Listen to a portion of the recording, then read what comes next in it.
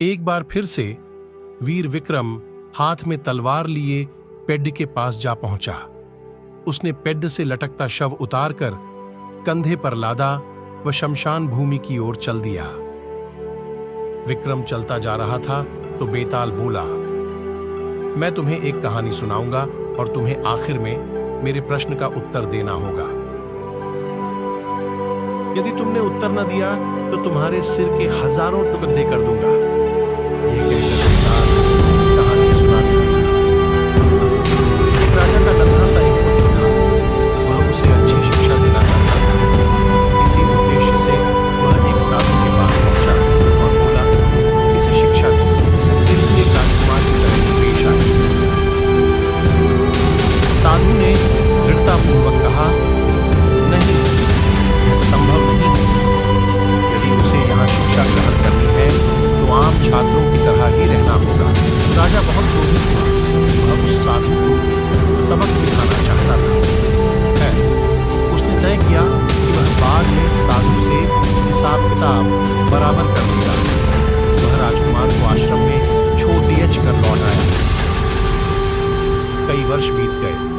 राजकुमार अपने प्रिय गुरु की देखभाल में एक बुद्धिमान युवक बना। जब आश्रम छोड़ने का समय आया तो राजकुमार ने कहा, गुरुजी, आपने मुझे जो अच्छी देखरेख व शिक्षा प्रदान की, उसके बदले में मैं भी कुछ देना चाहता हूं।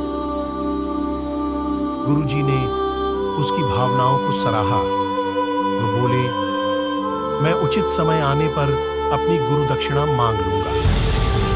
गुरु धन्यवाद देकर राजकुमार लौट गए।